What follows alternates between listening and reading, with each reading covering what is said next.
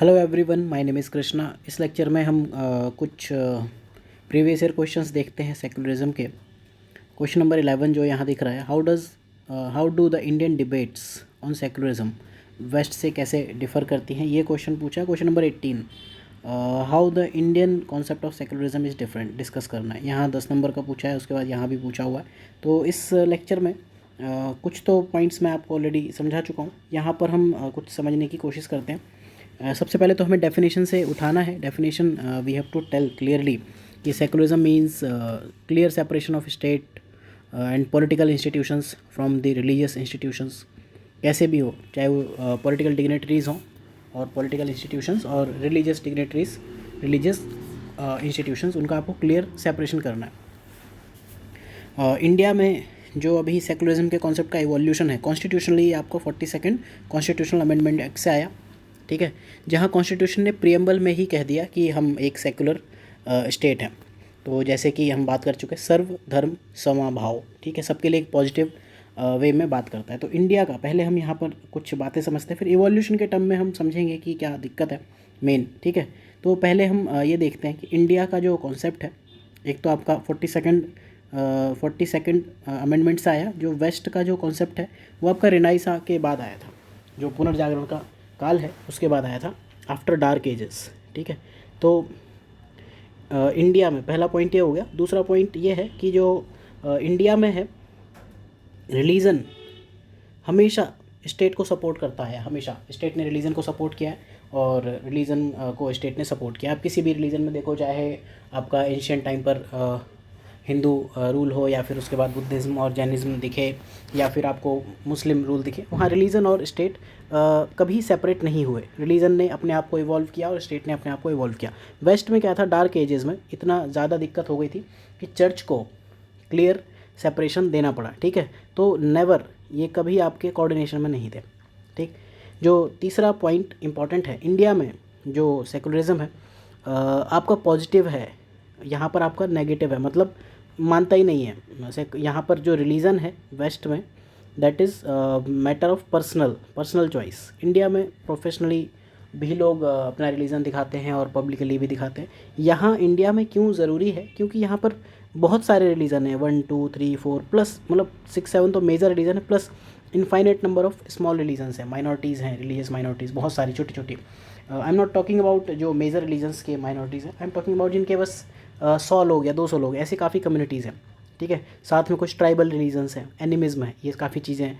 यहाँ वेस्ट में क्या है, एक मेजर रिलीजन है क्रिश्चियनिटी, ठीक है। तो यहाँ पर ये जो सेपरेशन है क्लियर अलग हो जाता है कि स्टेट अलग है और आपका ये अलग है, रिलीजन अलग है, ठीक है। तो ये कुछ मेजर डिफरेंसेस हैं। साथ में इंडिया में क्या हुआ कि जो रिफॉर्मर्स थे, रिफॉर्मर्स जो आपके सोशल रिलीजियस रिफॉर्म मूवमेंट आपके 19th और 20th सेंचुरी में चले, ठीक है, चाहे वो राजा राम मोहन राय हो वहाँ से लेकर गांधी जी तक और इनफैक्ट अभी तक, ठीक है। उन्होंने रिलीजन को रिफॉर्म करने की बात की। आपके जो पॉलिटिकल लीडर्स हैं वो भी रिलीजन में रिफॉर्म्स की बात करते हैं, जो रिलीजियस लीडर्स हैं वो पॉलिटिक्स में रिफॉर्म की बात करते हैं। वेस्ट में ऐसा कुछ भी नहीं है, ठीक है। वेस्ट में कोई फ़र्क नहीं है, आपको जो करना है आपके रिलीजन में करो। वेस्ट में अगर आप अपने कच्चे पर अपने गॉड को प्रिंट करके चलना चाहो कर सकते हो आप, whatever you want to do. वहाँ पर आपने देखा होगा अंडर गारमेंट्स पर लोग कंट्री का झंडा लेके चलते हैं, इतने सब सिंबल नहीं यूज़ किए जाते। इंडिया में तो डिबेट छिड़ जाती है, ठीक है। तो ये है। साथ में स्टेट जो पॉजिटिव इंटरवेंशन करता है, ठीक है, पॉजिटिव इंटरवेंशन वो यहाँ नहीं करता है।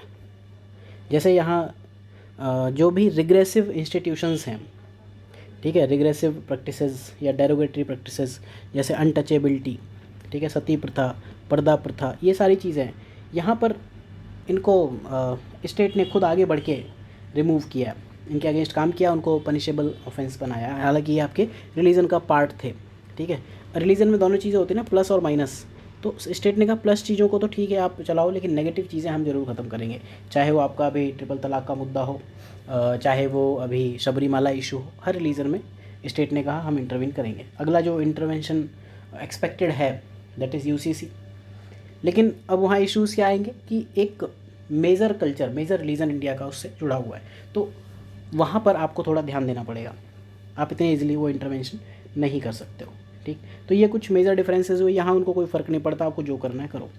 ठीक है, और जो इंडियन मोड ऑफ सेकुलरिज्म है उसकी हमने बात की थी, आपका सर्वधर्म समाभाव है, और यहाँ पर आपका पंथ निरपेक्षता।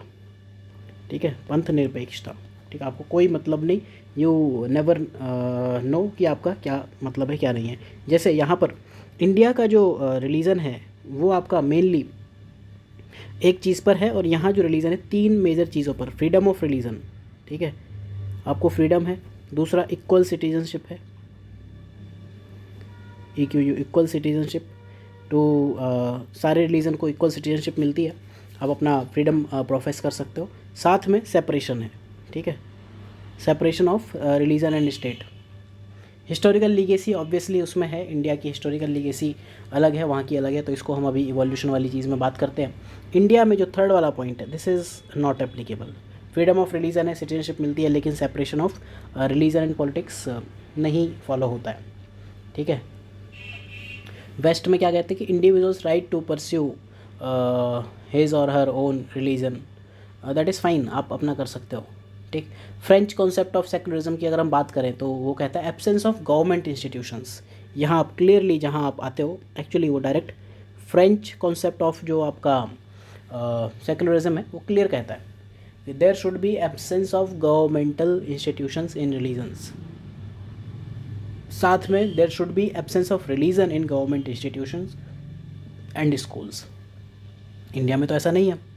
इंडिया में आप क्या करते हो, गवर्नमेंट फाइनेंशियल सपोर्ट करता है रिलीजन्स को, रिलीजियस लॉज को, इंडिया में रिलीजियस लॉज को एक्सेप्ट किया जाता है, पर्सनल लॉज को वैल्यू दी जाती है। वेस्टर्न कल्चर में ये सब नहीं होता। वेस्ट में क्या है, state shall not preach any religious instructions using public fund. ये चीज़ बहुत ही क्लियरली फॉलो की जाती है। तो ये कुछ डिफरेंसेस हैं। अब इवोल्यूशन की बात करते हैं। जब भी आप ये आंसर लिखोगे, इनफैक्ट ऐसे में तो आप डायरेक्टली इसको यूज़ कर सकते हो ये चीज़, जब भी आप ये आंसर लिखोगे तो आपको ये बताना पड़ेगा कि वेस्ट में एक रिनाइसा जैसा कॉन्सेप्ट है, जिसे आप रिनाइसेंस कहते हैं, RENAISSANCE। डार्क एज के बाद आया था, जब डोमिनेंस ऑफ चर्च काफ़ी हुआ करता था, उसके बाद ये चीज़, वेस्ट की बात कर रहा हूँ मैं, वेस्ट में कैसे एवोल्यूशन हुआ, तो रिनाइसा हुआ, उसके बाद ये कंटिन्यू रहा, चाहे वो इंडस्ट्रियल रिवॉल्यूशन हो, कैपिटलिज्म हो, चाहे कॉलोनाइजेशन हो, वहाँ ये चीज़ कंटिन्यू रही। लेकिन इंडिया में क्या है, रिनाइसा ये मिड एजेस 14, 15, 16 सेंचुरी के आसपास हुआ था, उससे पहले डार्क एज मानी जाती है। इंडिया में क्या है, हमेशा से infinite time, since time immemorial, वहाँ से ये चीज़ चलती आ रही है। ठीक है, लेकिन अभी इंडिया का जो कॉन्स्टिट्यूशन है, आर्टिकल 25 से लेकर 28 तक क्लियर कहता है कि सारे रिलीजन्स आपको इक्वल ट्रीट करने हैं, पॉजिटिव। वेस्ट में ऐसा कुछ नहीं है, वाटर टाइट कंपार्टमेंट है, आपको जो करना है वो करो। ठीक, तो रिलीजन की अगर हम बात करें, इंडिया में one of the important features of Indian society, इसको आप अलग कर ही नहीं सकते हो। वेस्ट में क्या है, इंडिया में क्या है कि इट इज़ डीप रूटेड, अगर हम इसकी बात करें, जो डीप रूटेड डाइवर्सिटी है, ठीक है, तो इंडिया में इतनी ज़्यादा है कि आपको इक्वालिटी की बात करनी ही पड़ेगी, क्योंकि अगेन रिमेंबर, इंडिया में एक मेजर रिलीजन नहीं है, या मेनली एक ही रिलीजन नहीं है। तो गवर्नमेंट ने क्या किया कि सबको बचाने के लिए इक्वली इन्वेस्ट किया सारे रिलीजन्स में। ठीक है, वेस्ट में क्या हुआ कि उन्होंने ये कह दिया भैया कंप्लीट सेपरेशन। स्टेट ने कहा कि पॉलिटिकल अथॉरिटी अलग और चर्च बिल्कुल अलग, हमें कोई मतलब नहीं कि चर्च क्या करता है, चर्च क्या नहीं करता है। ठीक है, तो जो इसकी हिस्ट्री है, हिस्टोरिकली जो वेस्ट में इवॉल्व हुआ था to reduce power of church and allowed the politicians to take independent decisions. India में आज भी जो डिसीजंस हैं वो बहुत बार रिलीजन या रिलीजियस अथॉरिटीज़ से जोड़ के देखे जाते हैं। स्टेट को क्या मतलब है बाबरी मस्जिद या अयोध्या मंदिर से? ठीक है, तो बस यही मेन बातें हैं, आपको इस क्वेश्चन में लिखना ही पड़ेगा, और ये ऐसे में आप यूज़ ज़रूर कर सकते हो, चाहे ये एग्ज़ाम में आए चाहे ना आए। ठीक है, तो फिर अब आई होप मेरी तरफ से तो ये टॉपिक ख़त्म हो गया। तो इंडिया में आपको ये बताना है अल्टीमेटली, जब आप इसको कंक्लूड करोगे, तो कंक्लूज़न के टाइम पर, जैसे मैं आपको इस चीज़ के लिए रेडीमेड कंक्लूज़न अगर कुछ बताऊं, तो that would be like this, कि कंक्लूज़न से पहले आप इवैल्यूएशन दे सकते हो। India positive discrimination of religion देता है। ठीक है, सोशल रिफॉर्म्स की बात करता है। ठीक है, इंडिया का जो रिलीजन है ना, इंडिया का जो स्टेट है सेकुलरिज्म है, that is reformist in character, ठीक है, रिवाइवलिस्ट नहीं है। आप रिलीजन्स को छोड़ नहीं देते कि आपको जो मर्जी करना है कर लो। यू जस्ट इमेजिन कि अब अगर इंडिया में स्टेट का इंटरवेंशन छोड़ दिया जाए तो क्या होगा। अभी पर्दा प्रथा चलेगी, ठीक है, सती प्रथा चलेगी, ट्रिपल तलाक चलेगा, सब चीज़ें चलेंगी, ठीक। तो इस वजह से इंडिया की जो सोसाइटी है, जब तक कि बहुत ही एजुकेटेड नहीं हो जाते, वुमेन एम्पावरमेंट बहुत ज़्यादा नहीं हो जाता, तब तक आपको ये रिफॉर्मिस्ट अप्रोच अपनानी ही पड़ेगी। इस वजह से ये कहा जाता है कि Indian secularism is a higher model, HIGHER, ठीक है, higher model than that of western secularism. तो ये इस सेकुलरिज्म के पॉइंट ऑफ व्यू से सफिशेंट है। तो आई होप कि ये चीज़ें आपको समझ आई होंगी। तो you should note down these all things और ट्राई टू थिंक ये डायमेंशंस, इन्हीं से क्वेश्चन आएगा जब भी सेकुलरिज्म से आएगा। GS2 में भी क्वेश्चंस आते हैं कभी, अगर मौका मिला इस मेंस से पहले तो वील डिस्कस। तो thank you for watching, have a good day.